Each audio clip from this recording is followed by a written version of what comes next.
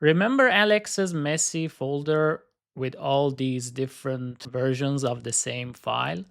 So she's decided to start fresh and do things the right way. But how does she turn this simple folder into a powerful version control system that she can use to manage her book? It all starts with one command: git init. Today, we follow Alex as she creates her first Git repository using git init command, and we'll discover the fundamental way Git saves her work by creating a perfect copy called a blob. Let's get started. So, Alex has a new empty folder for her book. Here's how she sets it up for Git. The very first thing Alex does is run the command git init. This creates a special hidden subfolder named .git. This single directory, .git, is the control center for her entire project. So by typing git init inside our empty folder, basically we're creating our magical library, which is called a Git repository. The most important part of this is the objects directory. So if we look inside this .git directory, we see different folders, but the most important folder is this objects folder. You can think of this as the library's high security vault. Every piece of content Alex saves will be placed inside this directory for permanent safekeeping. So this is basically our data storage or our database. All our data will be saved inside these objects. Now that the repository is ready, Alex writes her first sentence. It was a dark and a stormy night, and she saves it in the file chapter1.txt. So she creates this file, and then she runs the command git hash object with the file name. So how does Git save her work? This is a key difference from just copying files. Git looks inside the file and saves only the content. It takes that content, in this case it was dark and stormy night, and creates a simple object called a blob. This is a perfect compressed snapshot of her text. You can think of it like sealing the content in a crystal that can never be changed. Git then calculates a unique ID or hash for this blob and places it in the objects vault. So the objects directory that we had inside .git directory. And here is the hash or the ID of this blob that Git saves. So I want to emphasize that when we use this git hash object, when Git saves the blob and creates this unique ID, this ID is only based on the content of the file. So it is not based on the name chapter 1. It only uses the content inside the file and some other metadata. So here I'm gonna give a little bit more details on how Git basically creates this unique ID for the blob. So we saw that when Alex writes git hash object to save her work, what Git does is Git saves an object called blob based on only the content of the file, which has this hexadecimal naming. So under the hood, git hash object uses SHA-1 algorithm to calculate this hash, this ID from the file content. And to be more precise, we have this format as an input for the SHA. So not only Git uses the content of the file, but also the size of the content as well as the type of the content. So for now, if we have a file, the type of the content will be a blob. So you don't need to understand all of these things that I'm showing you in this slide, but I just wanted to emphasize that when we calculate this ID for a blob, Git does not use the file name, this chapter 1. Git only uses the content of it. So in our example with Alex's first sentence, our content is it was a dark and a stormy night, but Git prepends the size as well as the type of the object, and then the SHA algorithm receives this as an input and then creates the ID. So again, to summarize, this ID that Git creates from the file, it does not use this name. And we will see in the next video how Git basically links the name to the objects that it creates. Now, let's follow along with Alex and do this ourselves on the command line. All right, I've opened up a terminal. We can see with pwd the path. And if you remember, we had the Alex's folder with all these different versions. Now we're gonna basically try to start fresh. So let me create a new directory called Alex's book new. This is just a typical standard folder, which is at the moment empty. We can see that it is empty. There's nothing in it. Now we want Git to basically track our work, which is at the moment there is nothing inside our new folder. So what we do, we need to go inside our directory. Oh, not that one, the new one.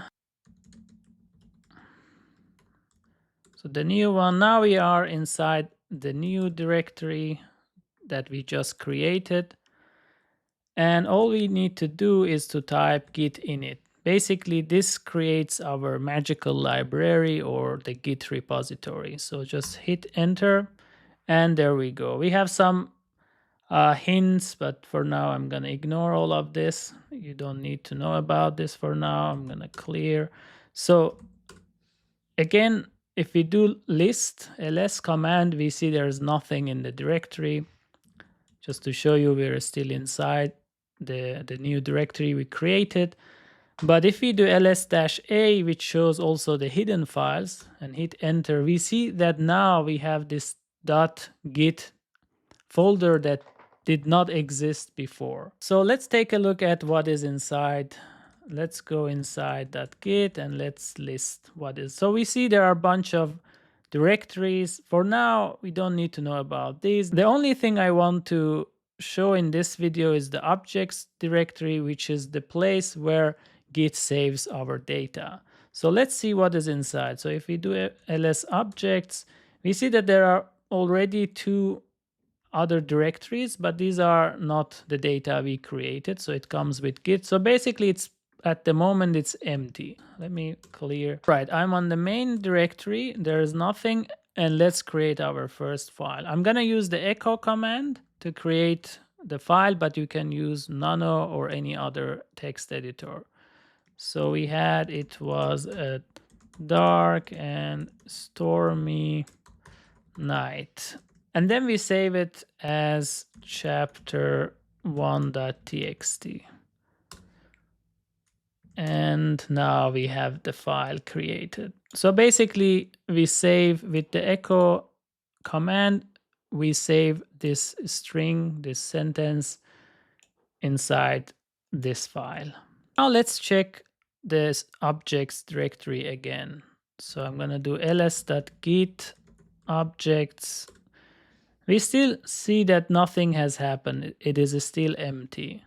So in order to basically save our work, the content of this file in our objects vault, we need to use the git hash object command. So we can do git hash object -w to write, and then the file name, which is chapter1, and hit enter. And we see that it also shows us the ID that it creates. This is, I believe, 40 characters ID from the hash algorithm SHA1. Now let's check again. Let me do ls objects, and this time you see a new directory which is called 84, and this 84 comes from the first two characters of the hash.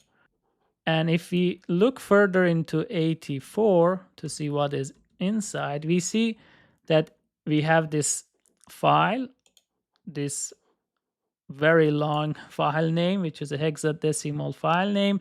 And you can see that it is the remaining 38 characters. So we see that when we run git hash object to save our file, what happens is that first the SHA algorithm calculates a hash, which is this hash, based on only the content of this file, not the chapter 1 name, only the content. As I showed, the content, the size, and the type. So we have this hash, and what Git does is it basically goes inside the objects directory and uses the first two as the a directory name, and then the remaining 38 characters as basically the file name. Now we can use this ID to see what is inside this blob. So we can use git cat file command with -p option, and then we can basically copy paste this ID, and we can see what is inside. We see the content. It was a dark and a stormy night. So to summarize, all we did was first we created a new directory, empty directory, and there we used the command git init to initialize it as a Git repository. And then we created a file that had only this sentence inside it, the chapter1 chapter1.txt file. And then we use the command git hash object to save this in the objects. And with the cat file -p and giving the ID, we can see what is inside. So let's see what happens if we change the content of our file a little bit. So I'm gonna do echo. Oh, let me just use nano this time, nano chapter 1. So what I'm gonna do is, it was a dark and a stormy night. So I'm just gonna put a dot. So the minimal change. Control O and enter, and Control X to exit. So let's check. I can also use cat just to quickly check. Now we see that we have added this dot to the end. So let me clear the terminal. So we have still our file, but now we have add a dot at the end. Now if you use git hash object again, this will create a new ID. And the reason is that the SHA algorithm calculates the hash based on the file content. Even if we add one single character, the hash will be completely different. So let's check what we have in our objects directory. Now we see that we had this before. Now we see that we have another blob basically. Even though we have one file, chapter 1, but inside our objects directory, inside our Git repository, now we have two blobs. The older version, because we basically saved it with git hash object, as well as the new version. So we have saved the content in chapter 1 inside the objects directory using git hash object. And we see that we have saved two versions of it, even though we have one single file. But there's a problem. When we create these blobs, they don't use the name of the file chapter 1. So how does Git know these blobs, these contents, belongs to the file named chapter1.txt? For that, we need the next type of object, the tree, and we'll cover that in the next video. See you then.